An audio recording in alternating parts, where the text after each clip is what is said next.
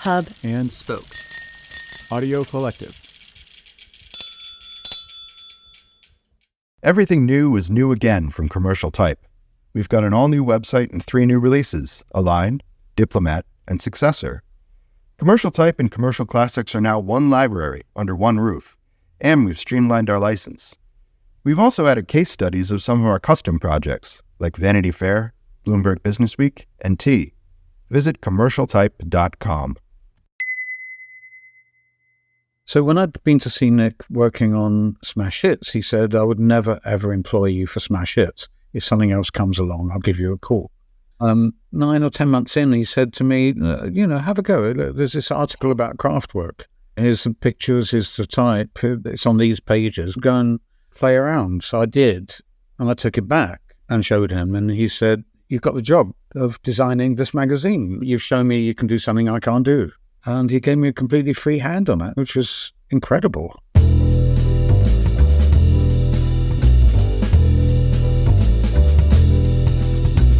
This is Print is Dead, Long Live Print, a podcast about magazines and the people who made and make them. I'm Deborah Bishop. I'm Patrick Mitchell.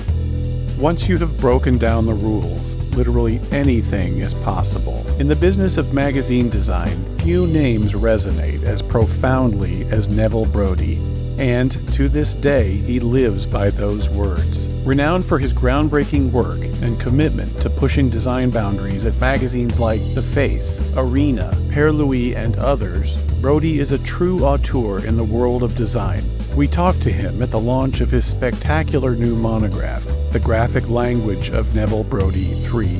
Nurtured on 1970s British punk music, which rejected anything that appeared self-indulgent or overwrought, Brody found the perfect launch pad at The Face, a London-based music, fashion, and culture monthly created by editor Nick Logan in 1980. The Face inspired an array of fellow magazine rule breakers, including the late Tibor Kalman, David Carson, and Fabien Baron, who calls Brody's work powerful, aggressive, and simple. Since then, Brody's journey in graphic design has been marked by a relentless, almost unforgiving pursuit of innovation. His magazine design challenged conventional norms and redefined visual storytelling. Brody's design approach is characterized by a rejection of conventional grid systems and editorial hierarchies, and a willingness to break free from established design rules. And he thinks magazines today are missing a giant opportunity. That's the beauty of print, that you can't achieve in the same way digitally right now. Digital is so commoditized. We're not expressing content anymore, we're just delivering content. Neville Brody's legacy in magazine design lies in his fearless approach to challenging the status quo and his ability to capture the zeitgeist of his time. By pushing the boundaries of traditional graphic design, he not only influenced the look and feel of magazines, but also inspired a generation of designers to embrace innovation, experimentation, and a spirit of creative rebellion. Brody's work continues to be celebrated for its enduring impact on the evolution of graphic design and its role in shaping the visual language of contemporary media. I want to start by asking you an offbeat question. Is it a burden being the spokesman for your entire field every time you take a stage? I think it's more of a burden being in a place where you think that someone else is that spokesman. It's a difficult question because I don't see myself as a spokesman for an entire field, ever. No, I don't think you do, but I think everyone else does. Oh, that's interesting because there are certainly other spokespersons, spokespeople. Yeah. Everybody just expects gravity from you. And sometimes I would imagine you just want to say, I just did this because I just did it. Well, sometimes you do just do it because you love what you do.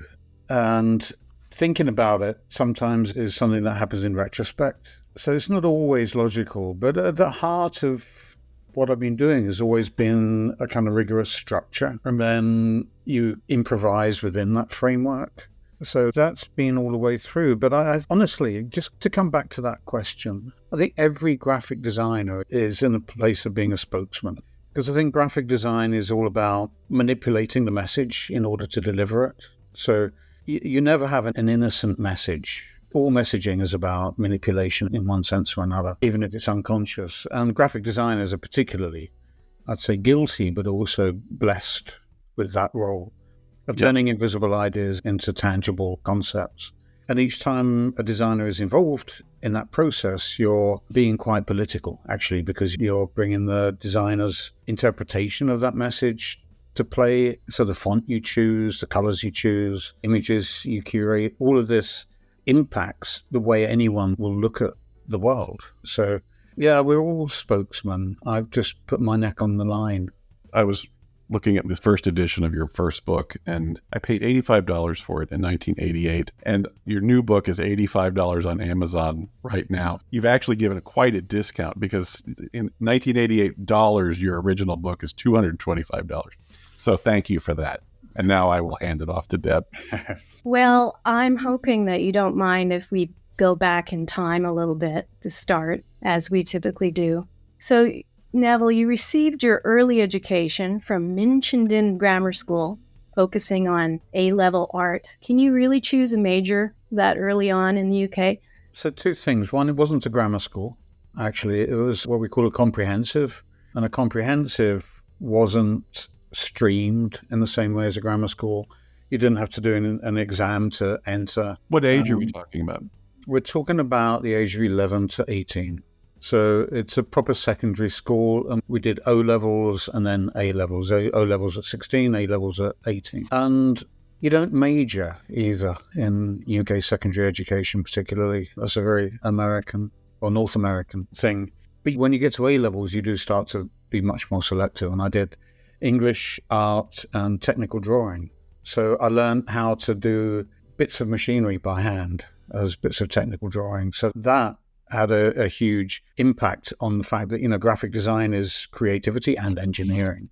But in all honesty, I skipped school from the age of 14 to 16 and wasn't exactly an innocent school child at that time. It's that kid-alt thing of kids in inner cities grow up quite quickly and do things like start smoking at 11, which we were doing here, etc. But we're not going to go into that. And then I cram revised at the end of that and came fourth in the school, at which point my teachers hated me because they felt that the only way to achieve anything is by applying yourself 100% of the time, and they were not very flexible. Were your parents aware you were skipping? I should ask them. Or I should ask my mum. I think she trusted me to manage it the way I felt I needed to manage it, rather than try and suppress my instincts. She probably knew I was smoking at 11. So you've always been pushing the boundaries as a young kid. What was your world like growing up in Southgate in the 1960s? Well, Southgate was a North London suburb that was created around an extension to the Underground Line. It was built in the 1930s, most of it. And it was all similar patterned housing, very rural, suburban, urban. And at the same time, it was the centre for a lot of misbehaviour, and there were skinheads at the time, a lot of kind of pre-punk stuff going on. There was hippies, so a lot of the subcults. And I grew up at the tail end of the hippie movement. We weren't proper hippies, but we weren't other sorts of tribes. And Southgate itself was obviously boring, but there was a lot of pubs. And for some reason, at that time, we were allowed into pubs at the age of 12 or 13 without having to show identities, because we all looked a bit older for some reason. So growing up there, it was an interesting space. And a lot of my colleagues that I met since grew up in a similar area. John Rosencroft, who wrote the first few books, grew up about a mile up the road from me. And people like Keith Levine, who ended up as the original guitarist for The Clash, and then worked with John Lydon on Public Image Limited. And he was a mate of mine growing up. So there was this sort of interesting thing about the suburbs being the centre of creativity at that time. It's unusual. It sounds like that environment and what was going on there at the time was a catalyst for you loving art and beginning the idea of what you wanted to be. Well, to be honest, I was drawing before I was walking. So I was picking up a pen or pencil way before I could even stand on my feet. And so for me, there'd never been a question of what I was going to do. I was never going to be a train driver or a doctor or a lawyer. I was always going to be an artist. And then it was just a decision then of what form that would take. I think drawing is such an underrated skill today, especially. So were there any inspirations at that time that you can remember? Just coming back to the drawing thing, when I took over as head of program for visual communication at the RCA, the first thing I did was to try and reintroduce proper drawing. I think it's such a critical skill, which becomes ever more distant with digital technologies and social media, and the instant gratification of our cultures now means that, sitting down to take the time over a drawing seems a bit of an anathema. But around that time, the biggest influence, I think, on me was what was happening in music. From the age of 10 or 11, I discovered reggae, and that was really taking off in the UK. And not only was it a huge impact on music culture, but also visually, with a kind of record labels being very, let's say, low resolution, often done by hand rather than printed en masse. And then that coupled with gatefold album sleeves. And that led me to become very interested in people like Roger Dean and hypnosis. And actually, I ended up, after leaving college, spending some time working with hypnosis. Roger Dean, incidentally, I'd sent my record covers into a book called The Album Cover Album, of which he was the editor. And he looked at my work, apparently, and said, God, any baby could draw this, and rejected it all. I have both of those books. I actually did the Book of Hypnosis. Now, that time I did a Pink Floyd cover, which I never put my name on. I shall share that privately one day. But in Britain, the music industry was the biggest opportunity for young designers to really find a platform that supported them and allowed them to publish their work, especially when punk came along. And almost every bedroom in London then, there was a record label happening. And it was an incredible time. At one point, there was 200 reggae singles coming out every week in London. And I loved record album design. I aspired to that. But, by the time I got there, things were becoming very small in many ways. So, yeah, the biggest influence around then was probably the Surrealists, which would have been, Dali, it would have been Escher particularly. And that gradually got replaced by people like Richard Hamilton, who was a very major influence on my work. William Burroughs, Dadaism. Yeah, I have to thank you, because I was not aware of Wolfgang Weingart, but my God, I went off on a tangent after reading in my research about him being your influence, and it's just like, whoa. Well, Wolfgang Weingart, or Weingart, if you look at all that was happening in California at the end of the 80s, or even the mid-80s, was all coming out of Weingart's influence. April Greiman, people like that. Exactly. Or she studied under him. And that set the whole pattern for all of the early digital work that was coming out at that time. Well, let's get back to college. You attended the London College of Printing, which is now the London LCC. College of Communication, which our friend Alex Hunting attended. What age are we talking about now? Be 19, I think. Yeah. So you're just finding yourself, and you're trying to feel comfortable about an approach to your future. And it sounds like your teachers were very harsh. They condemned the uncommercial quality of your work. But at that age, how does that not wreck you at such a vulnerable, fragile place in your life?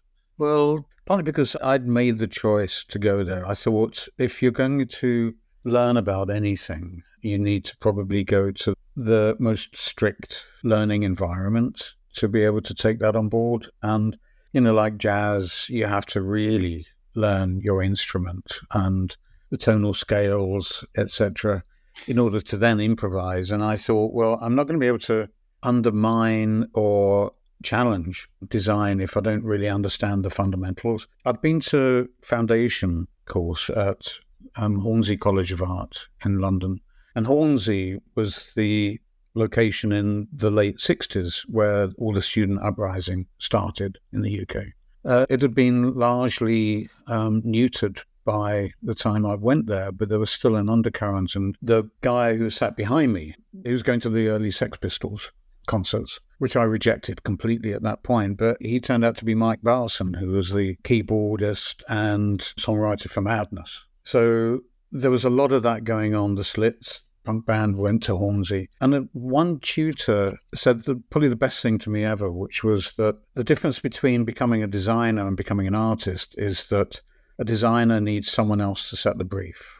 And that made me understand that actually I needed to become a graphic designer and have something to react with, either along with or against, or use it as a provocation for thinking, to try and bring artistic sensibilities to a graphic design space.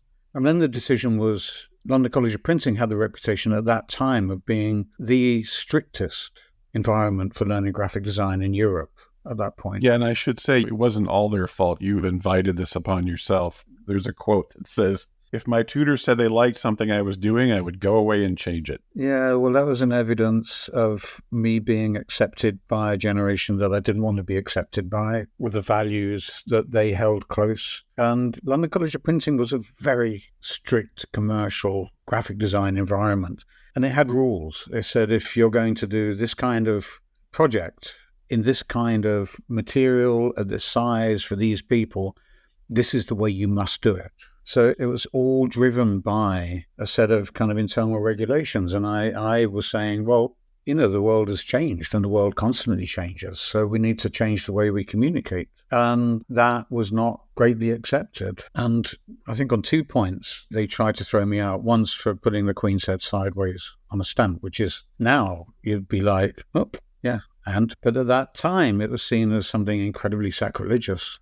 And they did try and push me out. And then at the end of the course, my tutors failed me and gave me an actual 0, a fail. The external assessors gave me a first. So there was this complete misalignment between what was going on in the London College of Printing and where the world had shifted to. And so much so that within 2 or 3 years, a lot of the tutors had actually pretty much stopped teaching because they realized they didn't understand this new space and couldn't move along with it. And I remember speaking to students there who felt quite lost at that point because they neither had support nor opposition. So yeah, I think going to art school is all about finding yourself. You're not there for the art school. And a lot of art schools make that mistake. But an art school is there to support the development, not to impose the development on any student. Do you get a sense of at what point that might have changed? Maybe because of you? No, it's cyclic, isn't it? The problem with design education right now is that it's, especially in the UK, it's such a numbers-driven game now. Government funding in the UK has almost disappeared for both further and higher education. And we're looking more and more like aiming towards an American model of endowments, of fee-paying gifts, and expensive courses, incredibly expensive courses. But the UK is moving towards that without the infrastructure and structure and culture that then allows people to be aware that a graduating student is for their benefit, not for the benefit of the student. And in the US, I think that's been taken on board more, that, a good graduating student is good for the industry and for the economy and for the nation. But here we're still putting all the emphasis and responsibility on the student, who then has to pay back his or her education for the rest of their lives, pretty much. Yes, it's the same in the U.S. So, Neville, you at the age of 19, you had a crucial decision to make. Stick with fine arts or change to graphics. What led you to your final decision to be a graphic designer? The reason I chose to move into a graphic design or a design field, there was 2 main reasons, or 3 probably. One was that I felt that graphic design and advertising were having a negative impact on people through their incredible ability to manipulate responses. And what I wanted to do was use my creativity to learn about those techniques and turn them upside down, turn them on their head. And those are thoughts then that came into the way I approached magazine design and record cover design. The other reason was that I thought that fine art was dishonest and was ultimately about a market and sale value. And that wasn't what it was wearing on its T-shirt, and that it was putting itself out there as something that was responsible for reflecting the underbelly of society and being able to pose philosophical questions, which it does. But by that point, it had become such a commercialized space. And the third point was the idea that actually painting reached a very small proportion of society, whereas graphic design, with the new access to wide-ranging printing capability, meant that you could reach a far bigger audience and market that was moving faster. given how well documented your music career was and the focus of our podcast, I think we're going to skip that. But I would like to ask so you get out of college and you go almost directly into the music business, which is your first chance to really stretch yourself out and apply yourself to real things. I would love to know about the transition from at a certain point you decided to go into the face. What was it about what you were doing that made taking on the job at the Face so appealing? What did you learn doing music that you felt like this was the next logical step? Well, a few revelations guided me on that. One of them was that when I was at London College of Printing, I really despised typography and type, because at the London College of Printing, that was the root of all good from their perspective. And I saw it as the root of all manipulation and evil, and it was very traditional, and I was just trying to break the rules. And one of the reasons I'd moved into doing record covers was because I saw myself very much as an image maker, certainly never as a typographer. And what I was doing in those record design years was treating type as image. So trying to explore the expressive qualities of typefaces and typography and words, and how can you actually treat that by unleashing its emotive quality and not just assuming it's just there on the page. Treating type as image was the big breakthrough for me, and then incorporating that, processing it, experimenting with it. And when I left London College of Printing, the first job I did the day after I took down my graduation show was to work at Rocking Russian, which was Alex McDowell's record design agency. And that was initially paid for by Glenn Matlock's new band after he'd left the Sex Pistols, and Malcolm Crown was involved in that. So I joined that, and Al had come out of a fine art background and had been introduced to Russian constructivist graphics by Terry Jones, who was at that time art director for Vogue magazine. And they came together to create ID. So ID was born at Rocking Russian, but by that time I hadn't been paid for a number of weeks and had to get another job and was working at Stiff Records. But before then, I'd gone to see Nick Logan at Smash Hits. He was editor of New Musical Express before then, launched Smash Hits with EMAP, East Midlands Associated Printers, which was a kind of a provincial printer that happened on these global titles. And Nick took the idea of the face to that publisher, and they refused it. So when I'd been to see Nick working on Smash Hits, he said, I would never, ever employ you for Smash Hits. If something else comes along, I'll give you a call. He probably did me a favor at that point. And then he launched the face by taking out a small, not loan, but emptying his building society of the small amount of money he had in it. I launched it as an independent, and I went to visit him after the launch. He was round the corner from Rockin' Russian in this damp basement where the carpet was just rotting with pools of water and Nick, snow in the toilet. Yeah, exactly. That was when I was squatting. We'll come back to that. 9 or 10 months in, he said to me, have a go. There's this article about craft work. Here's the pictures, here's the type. It's on these pages. Go and play around. So I did. And I took it back and showed him. And he said, you've got the job of designing this magazine. You've shown me you can do something I can't do. And he gave me a completely free hand on it, which was incredible. He'd been working with Steve Bush before then, who had been doing Smash Hits, but Steve also had that other job. So, and it gradually became the art director position. And don't forget, in those days, we were putting the whole magazine together in a week. 3 weeks, I'd be doing other work, and then suddenly everything came in, and you had a week to do everything. There'd often be a bike messenger waiting at the door for you to finish your headline design, and then he would grab it and rush off to the printers, and often having to work all night, drawing nearly every headline by hand at that time. We'll be right back. Print is Dead is made possible by the support of the Society of Publication Designers. The SPD powers the future of visual storytelling, setting the standard for editorial excellence and shaping the future of visual culture. For more information, visit spd.org. So it sounds like you were not making a living wage from the face. Were you scrapping and doing all kinds of whatever you could find to work on? Yeah, it was hand to mouth at that time. And my dad at that time said, well, yeah, what? He said, Neville, why don't you just give it all up and go and work in an ad agency? And I just became even more stubborn as a result of that comment, of course, even more determined to make it work. And I didn't want to sell out at that point. And I chose 4 years of 24/7 work and abject poverty rather than give in. And, and I've always thought that you have to be obsessed if you're going to be in a position to make something work for you. Absolutely. Just picturing Sid and Nancy. Neville, when you sat down at your desk on the first day of the Face, did you have a plan? Or did the ideas come gradually? No, what was great about the Face, and to be honest, and a huge amount of projects since, especially in editorial, it was the ability to use it as a laboratory to explore things and then have them published and then respond in real time. What did you keep? What did you throw out on the next issue?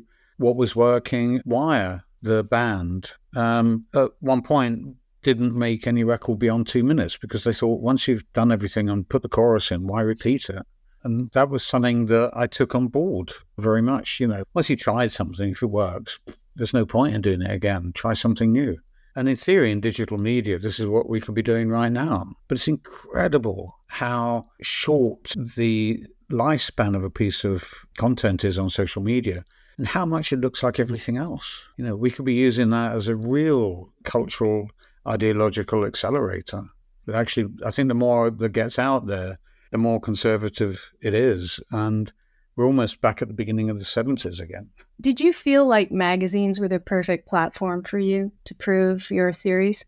No, I hated typography, remember? Yeah. So my rebellious approach was to treat it as image on the page. And luckily with the Face, it was possible to do that, to design by hand a new typeface for every issue at some point, or hand draw a complete headline and add twists and experiments, and have headlines that deteriorated and evolved from issue to issue. Yeah, that kind of living laboratory. And in digital media, it's not really feasible to do that. So in a way, I discovered it, but by protest in a way. So I never thought, I must work on the Face magazine. And at that time, record sleeves were shifting away from being ideological and ideas-based and experimental into, what photographer and what hairdresser you picked.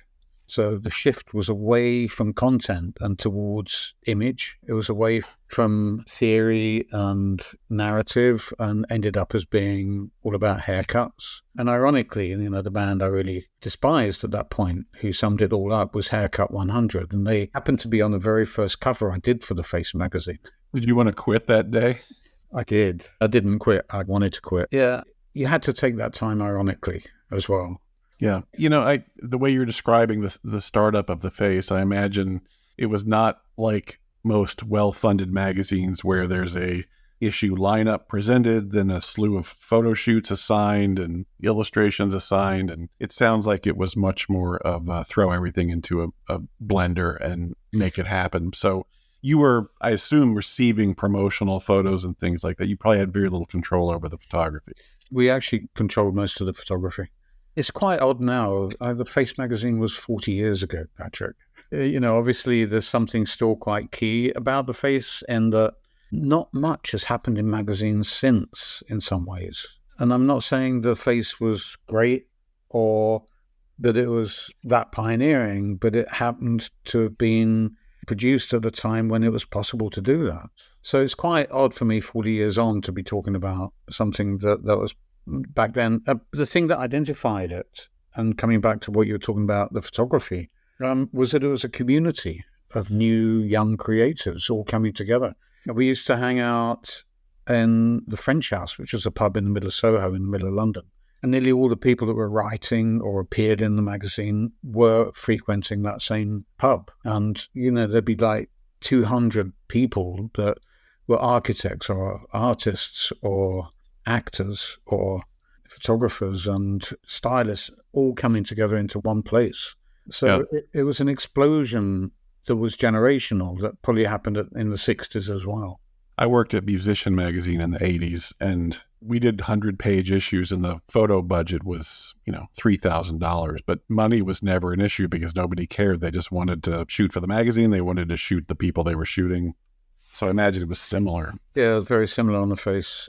People would turn up. People we trusted and worked with would just turn up with shoots, especially on the fashion stuff. We weren't commissioning almost any of that that was being brought in because people that were producing it saw the magazine also as a platform for getting their ideas out. Well, I found this quote. I don't know who Paul Gorman is, but he said the Face was one of those extraordinary publications that not only recorded what was going on in culture, but also played a part in progressing it.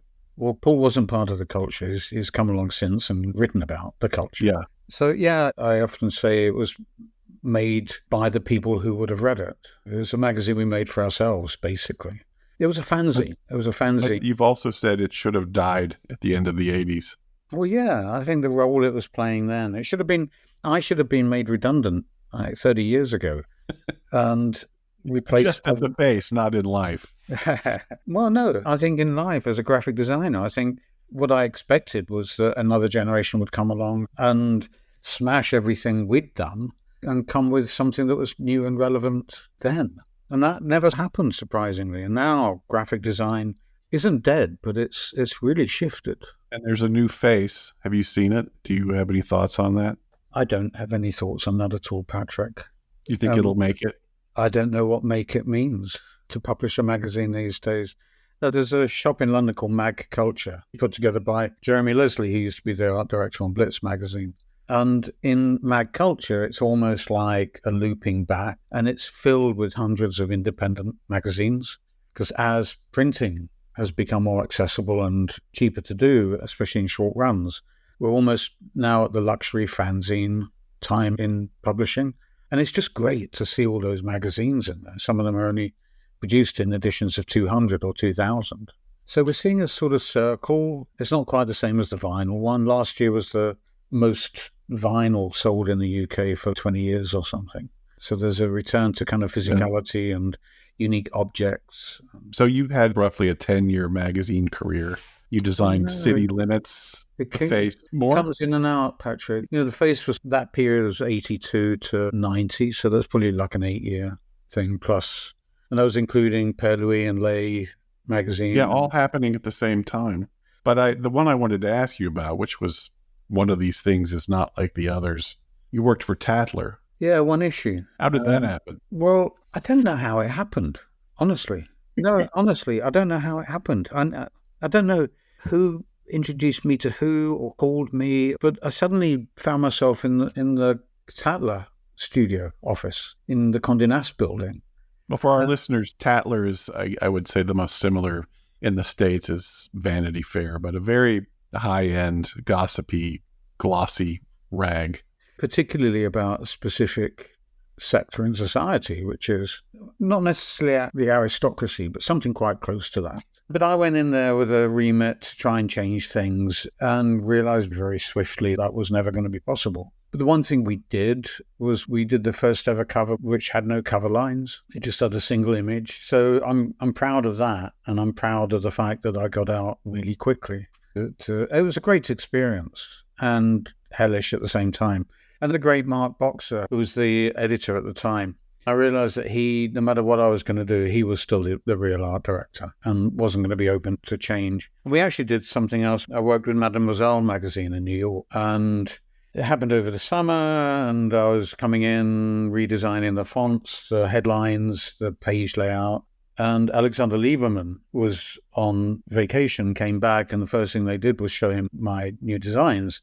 And he actually tore it up and put it in the bin and said, "How pretentious, Mademoiselle will never have its own fonts." That's interesting. I hadn't thought about that, but I would assume that at some point after the big success of the Face, American publishers would be coming to poach, no? Well, no, it never happened. Mademoiselle was the only foray. Interesting. If it had been the 90s, they would have made you an offer you couldn't refuse. British art directors were a hot commodity at the time. Yeah. Well, the work we do in the US is very different now. There's clients like the Mayo Clinic, which is one of our big clients, Coca-Cola with done all their new typefaces. Oh, but I'm thinking even back in the 90s, Rolling Stone, where Deb worked, was the premier magazine, not like The Face, but there were magazines in the sort of wheelhouse of The Face that were starting here. Yeah, we never got approached at all about that. And ironically, I was really influenced by magazines like Wet, which I thought was an incredible magazine. Yeah, that was a California magazine. Yep, very postmodern. Well, there was a big British invasion of art directors several years after, in the mid to late 90s. I think I dropped out of magazines by that point. No, Yeah. I was never approached. Mademoiselle was the only American magazine I ever got contacted by. Let's just talk a bit about Arena. I'll just quote Neville. On Arena, I wanted to reject style and decoration and show that it is actually the design that counts. We were trying to force Helvetica, which I hated, to be emotional. It was also an ironic statement. Everything was over-designed. Design was the content at that time. At Arena, we were saying, well, no, the content is the content. In the end, though, it failed. Well, Arena, for me, was launched as a kind of an antidote to what had been happening at The Face, which was that people were buying each issue in order to look for something new, in order to be able to copy the style. And The Face, for me, was never about style, ever. That was the least interesting thing. It was all about breaking down conventions, looking at the structures of language and visual language in order to allow new things to happen. But people would just copy the surface style of that and treat it as a very kind of decorative thing. Within a week, it would be fed back into advertising and then appear in the next copy of The Face. It was looking more and more like the content, and they were catching up. And I just thought, we just have to stop now. We just have to stop seeking the new just for the sake of seeking the new. So by making Arena magazine have the same visual system every week, every month, well, actually it was quarterly, and use something as industrial as Helvetica, which is the typeface that they'd been largely using at the London College of Printing. If you're going to boil everything away in modernism, it's Helvetica.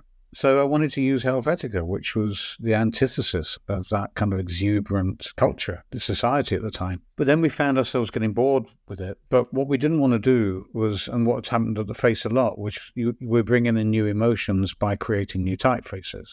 But on Arena, we wanted to see how far we could push the use of Helvetica into an emotional space, how we could try and create what we were calling visual poetry or concrete poetry, but in editorial terms, and trying to force Helvetica into becoming much more painterly. So instead of introducing a new font to bring kind of painterly thoughts, we were choosing a really basic industrial font and trying to make it emotional and allowing the content to be the thing that led that. So using scale, using white space, using the way you would crop an image, the way that you would frame the rest of the text around that, trying to make the page itself express the content as much as possible. And inevitably, in the end, that also became drawn down as a style, at which point, after 4 or 5 years, I said, we just need to stop now. And I pretty much pulled out of magazine design at that point. And then in 2010, I hadn't designed a magazine probably for 16 or 17 years. Joanne Furness, who was then editor of Arena One Plus, approached me, and it took a few lunches, but she persuaded me to come back in. And for 3 great, emotionally exhausting, traumatic issues, we managed to rethink the idea of how word, image, expression, headline, the page itself, how all that comes together as a dynamic force that can carry the reader along a journey. So loving print at this point. And I hate to say it, but it's a shame you guys haven't seen the new book yet, because that's something that I've taken into the book itself, where it's been a very dynamic journey through changing pace, changing the way headlines and chapter openers should work, how pull quotes should work, how content juxtaposes with other content. So hopefully you will enjoy that when you get hold of a copy. I can't wait to read it and see it.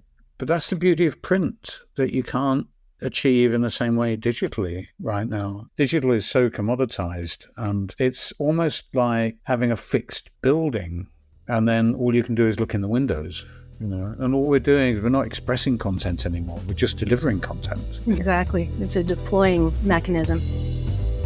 We'll be right back. Print is Dead is made possible with the support of Mag Culture.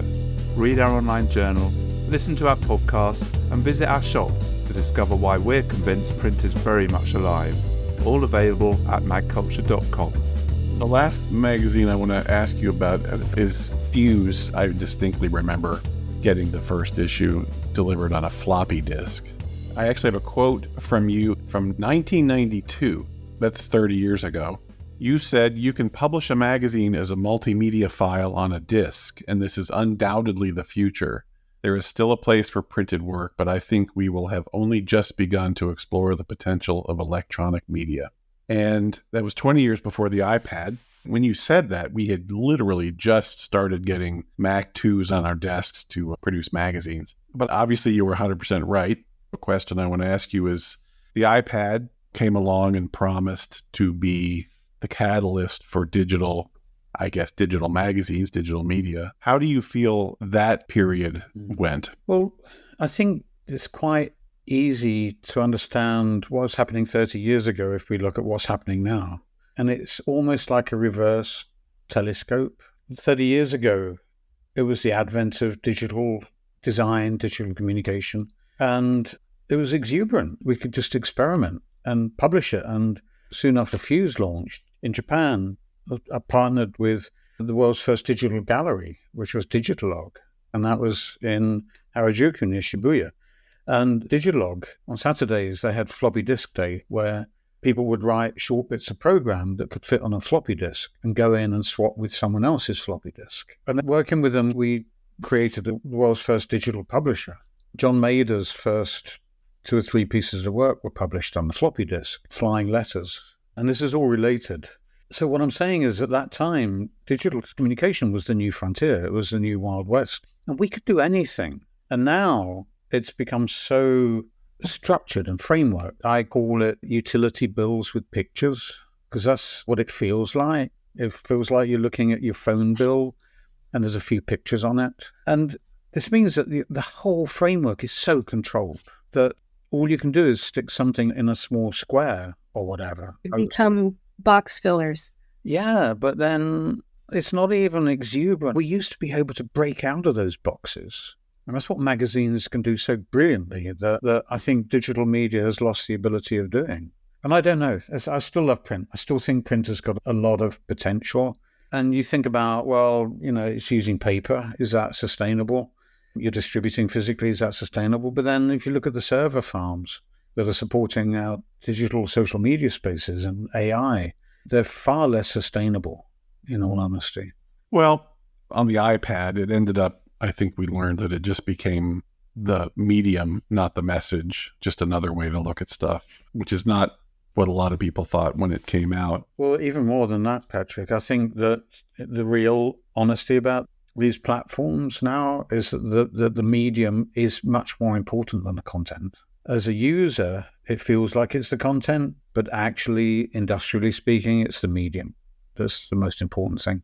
And it's so generic, and it's all about numbers and not exceptions. And it's not about content that really rocks the boat. And it's difficult. And AI is now there, and we have to embrace it. I'd actually love to do a whole magazine that's written, designed, and illustrated by AI. A quote of yours, graphic design is an obstacle to what digital media is trying to do, which is to shift the user from an entry point to another page. And I think that still holds incredibly true. I think digital media is all about seamlessness, that it's all about the well-oiled wheels of the journey. It's not about letting people stop off anywhere. And the granularity of the content means that people don't go back and look at content again. It's gone. It's gone below the bottom part of the screen, and you're never going to go scroll back. You might reshare it, so it may have a moment of extended life, but that's it. But literally every magazine online looks exactly the same. They had their unique logo, but then Helvetica headlines and some serif text. Well, there's the reason behind all of that is that brands today are not manufacturers. They're manufacturers of narratives and content. So they're not necessarily physical manufacturers. The physical product is almost like an outcome of the narrative product. And all brands are driven by the content they create. So they become kind of events. and entertainment brands more than anything. And the product happens to be that thing that happens, by the way, and then using the same techniques for selling that product. But graphic design then is all about delivering users to content or delivering content to users. Whereas I prefer the idea, wherever possible, that graphic design is what I call friction, that it gets in the way of that journey. And it actually allows people to stop and question and think. You're saying friction in a good way. I'm saying friction in a good way, but it's dualistic, isn't it? It's seen as friction by the platforms because they don't want it to get in the way. Mm-hmm. But I think friction and difficulty are good things that allow people to get off of the wheel and really think about stuff. I think we need to keep interrupting that process of scrolling and have moments of thought and reflection. I didn't think I'd ever wax poetic about Flash, but when Flash was around, people did very creative things, and I guess it was a technological problem, but when it went away, everything basically looked like a Squarespace site. Everything online is, as Deb said, a collection of rectangles. Yeah, that's what I said. It's an office block, and all the windows are the same size and on the same grid. I'm not sure it's a hospital or an airport waiting room. I can't work it out, but it is defined by its inability to break out of the box. How can we bypass that? How can we create spaces that are difficult or embrace difference and embrace reflection and debate, proper debate? And maybe print is one of those spaces. Yeah. We're getting out of our element in terms of things that I have the ability to talk about. But based on what you're saying, it seems like there's an opportunity. You could say taking print magazines out of the equation probably plays some kind of small part in the way politics have gotten so fucked up around the world, right? Information is now genericized and it's easy to ignore because it's all the same. Yeah, it's both generic and it's entropy. It's entropic. It's the dissolution of complexity into granular culture. It's just little sound bites. On an Instagram post, it's not a place of extraordinary complexity. It's eye-grabbing, iconic, and inevitably supposed to be another part of a journey, but in itself, it's another destination. Neville, you are clearly a hugely influential designer and obviously an educator. I feel like I've learned so much just talking to you. You're now an educator at the Royal College of Art. You've talked about the dire future facing creative education. What do you think the challenges are? Well, the challenges are numerous. And the weird thing is there's more graphic designers, there's more graphic design students globally now than there's ever been. And there's less job opportunities than there's ever been. Quite often the graphic designer is bypassed and the people getting work tend to be more kind of software engineers or programmers. And the graphic designer is like the way painters were liberated by the camera. When the camera came along, it meant that painters were no longer needed to do portraits, apart from for kind of very vain customers. And they didn't need to record reality or even fantasy anymore because the camera could do it so much faster and quicker and more easily distributable. So we're in that place that then painters could explore impressionism and abstract forms, and Dada grew out of all of this. Dadaism, this sort of liberation. And in a way, we're in that same sort of place now where the role of the graphic designer has been largely taken up by mechanical means, which was the camera. We're still waiting for people to do extraordinary things with those digital mechanical means. But in the meantime, graphic design has the opportunity to do something quite extraordinary. A lot of it's moved into gallery spaces or short-run publishing or groups where they're combining with architects and other sorts of disciplines. I call it post-discipline. It's not interdiscipline or transdiscipline, it's post-discipline. Graphic designers today are communicators. They probably need to know about sound design or spatial design or material or experience design. So we're moving into a space, and this is where we've been trying to teach at the Royal College, where you're not learning how to put a font with an image. You're learning about assessing what is the correct response and what are the right tools that you need. What is your intention behind what you're doing? So what are the right tools and processes to deliver that intention? So if you were to create a curriculum on your own, what are maybe the top 3 to 5 things that you think students need to learn today? In particular, would you have them learn how to draw? Well, there's 2 sides to this, isn't there? One is self-development in terms of self-directing.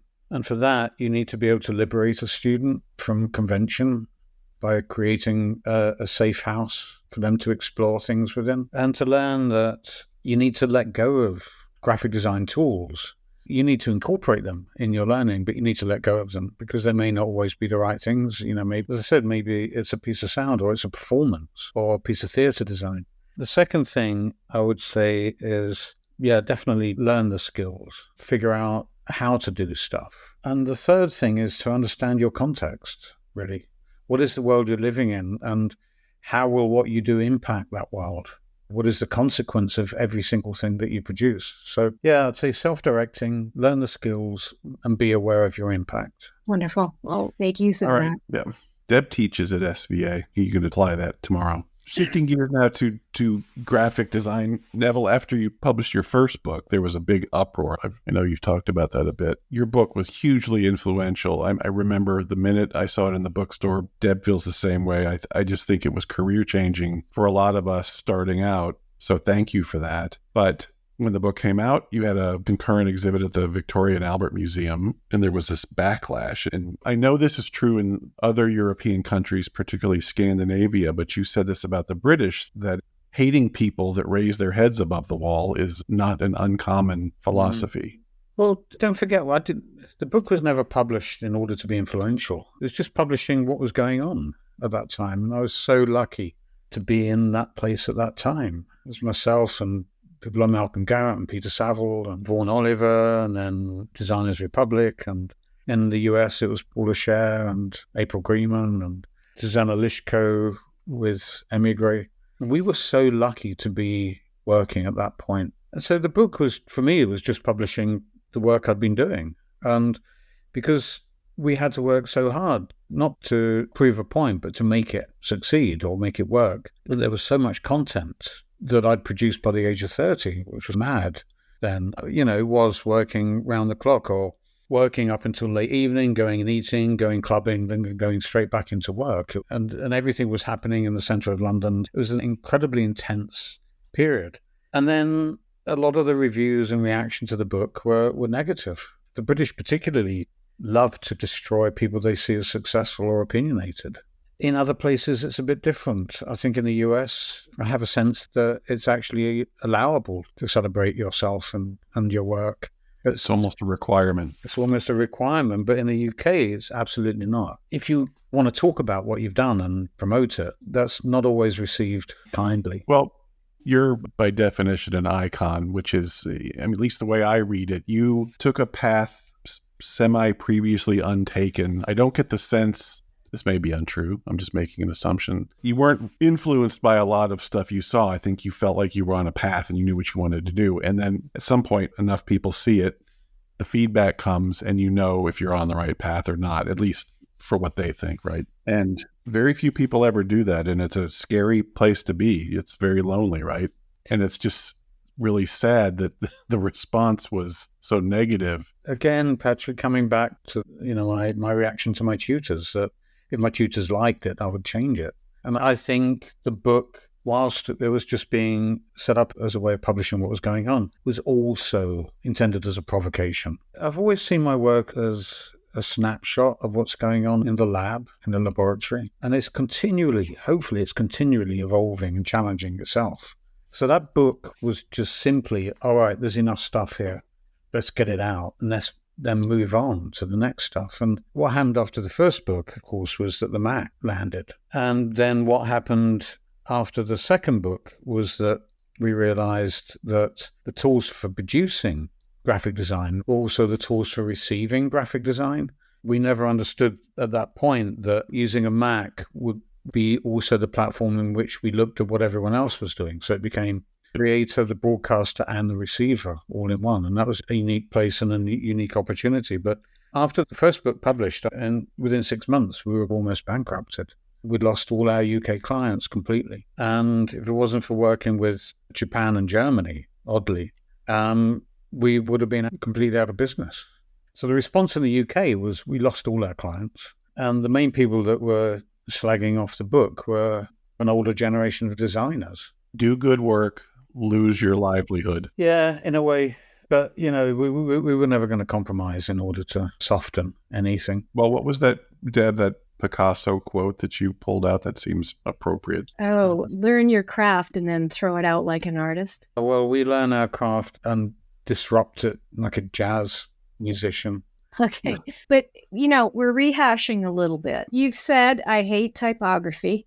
I'm personally obsessed with typography myself, which I think obsession is a little bit of love-hate. I want to correct Deb. I said I hated typography. I didn't say I hate typography. Oh, okay. You hated. Where are you now with that? Well, I had to really grapple with typography, grapple with its conventions, and then find I could use it like paint, really. Try and figure out ways to make it fluid or poetic or factional, informational where it needed to be, to find all those nuances. But what I think we've done in the last 40 years is really liberate typography into being a much richer form. And, coming back, Patrick, to what you were talking about before, is the people I really admired were obviously kind of Dadaists, Kurt Schwitters, constructivists, Rodchenko, Lizitsky, etc. And often when I was at art school, and then afterwards, I would imagine, what would Rodchenko be doing now? Not copying what Rodchenko did, but thinking, what would he do with all these tools? What would he do with digital? And that became a really good way of reflecting. It's the most optimistic thing, I think. I think what you just said is really the right answer. We have to look at the tools now, and the need to express yourself through creativity is not ever going to change. No, absolutely. But we are in a rapid fire change of the platforms for doing it. And I think we're in weird in-between phase where the answer's not here yet. Well, I'd love to see what you think of the latest lab paper, the third book. 30 years since the last one, and it's exactly the same thickness as 1 and 2 together. It's been a 6-year journey to get there. We saw a little bit in Type Paris. I think you previewed some of that there. Oh, you were there? And no, I watched it though. It was really beautiful work. Really, and I think you referred to it then as painting, and I agree. I think it is painting. Graphic design is shifting towards the sort of engineering and system building thing. It's more about a delivery system rather than an expressive system that adds drama to content. We've talked a little bit about this already, but... Well, we've talked about that a little bit, but yeah, it's definitely about delivering content more than expressing content now. It seems like this is where your focus is now. Well, the magazines that we worked on, Patrick, and they were all about editorialization. How do you editorialize content? How do you bring it together as a narrative? And then how do you lay it out in such a way that it adds to the expression of that content? And nowadays, you can't do that. You can't redesign your Instagram page. It's just boxes. And if we did a magazine in print that was just boxes, actually, maybe we should. Maybe we should do a magazine where the whole magazine is just a series of the same size boxes. I love it. I'll work on it with you. I watched a video of you talking about Samsung and talking about Coca-Cola, which seems like the essence of this question about systems. Am I wrong in that this is something that you're really interested in? I'm very interested in this. So, graphic design, the central gravity has shifted backwards. We used to be brought in to express things, book covers, record covers, magazine pages.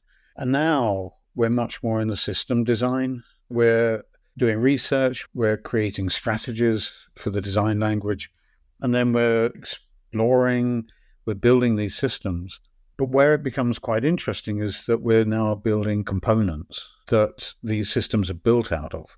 So we're constructing, fonts, coming back to this kind of toolbox thing, fonts, colors, icons, all kind of the building blocks that someone's going to need in order to construct their platform. And then all the guidelines on how all that fits together. And we're working with the Bundeskunsthalle, or Bonn National Gallery right now on rethinking their communication space. And we're trying to give them this kind of sense of dynamic and stretch. Where can they be bold and dynamic, and how can that link into the physical space? Where can we put big titles on the wall or big arrows? And then where do we need to be quieter? So we're working hand in hand with them to try and create something that's a content management system, but that works by stretching. So I think there's hope, but it's going to be kind of an educational process where I think designers are going to have to work quite closely with the clients and take them on that journey. You've talked a little bit about AI. How does it feel knowing that someone out there could be prompting an AI bot to design like Neville Brody? Well, they are. I think I'm going to try and design a bot to design like an AI. I think it's inevitable. I remember 20 years ago, people were creating templates based on designers in InDesign, where the templates would be based on people like Eric Spiekermann or Paula. Roger Black started a company doing that. Yes, exactly. So this isn't a new thing. Somebody was getting paid on every end there back then. But Yeah, well, we didn't do it. But people are going to copy anyway, so might as well try and get it right. Before I get to the $1 billion question, I'm just curious, what are you listening to these days musically? Maybe jazz. It's hard, isn't it? Because music as well has become shallower in a way. It's become shallower at one end and more impenetrable at the other. So there's been a kind of polarization, I think, where really experimental jazz has become quite difficult, but necessary. And at the other end, pop has become so component-driven and engineered that there's no real breakouts or friction. I think we need friction in every culture. So I often listen to, actually, to be honest, early 70s experimental jazz more than anything. More Cabaret Voltaire? Yeah, but more Alice Coltrane or even Pharoah Sanders. It's hard to find that place where people are prepared to embrace difficulty. So let's get to the $1 billion question, which is, in your case, the royal family reaches out and says, we have a blank check. The only requirement is that you use it to launch a print media product. What would you do? Well, if the royal family had given $1 billion, I would make sure that everything they do was about helping the unfortunate. As we saw even yesterday, it was quite interesting. Prince William was talking about building affordable housing on royal land. So I think there's several things we need before we launch a magazine, if there's endless funds. But if I was to do a magazine, I think I would compile a magazine of all the life magazines that your previous interviewees have proposed into one. And shove them into little boxes. No, I do think a magazine that embraces real deep reportage as well as being a platform for new talent, new ideas, I think is the most important thing we can be doing. And something that embraces difficulty and long reads. How often do we embrace long reads? Even me, I'm looking on my phone, I'm going, oh my God, how many scrolls is this? And someone coming to Print is Dead and going, oh my God, it says it's an hour and a half, this book. Long listens. It's riveting. Neville Brody's latest book, The Graphic Language of Neville Brody 3, is spectacular. Get it wherever you buy books. Visit his website, brody-associates.com, to see more. If you'd like to connect more deeply with our guests, be sure to visit our website where we have complete transcripts of all our interviews, along with portfolios, archival photos, links, and other great information. Visit longliveprint.co/interviews for more. Print is Dead, Long Live Print is a member of the Hub and Spoke Audio Collective, a nonprofit association of audio storytellers dedicated to promoting and sustaining high-quality independent podcasting, including Subtitle, a podcast about languages and the people who speak them. Subtitle tells the stories of people with linguistic passions, comedians, writers, and researchers, speakers of endangered languages, speakers of multiple languages, and just speakers, people like you and me. Subtitle is produced by Quiet Juice and the Linguistic Society of America, with major funding from the National Endowment for Humanities. For more, visit subtitlepod.com or find it wherever you get your podcasts. Print is Dead, Long Live Print is made possible by support of listeners like you. If you'd like to contribute to keeping the podcast going, there are 2 easy ways. 1, become a sustaining patron by making a monthly donation, or 2, Make a one-time donation in the amount that works best for you. Visit printisdead.co/support for more information.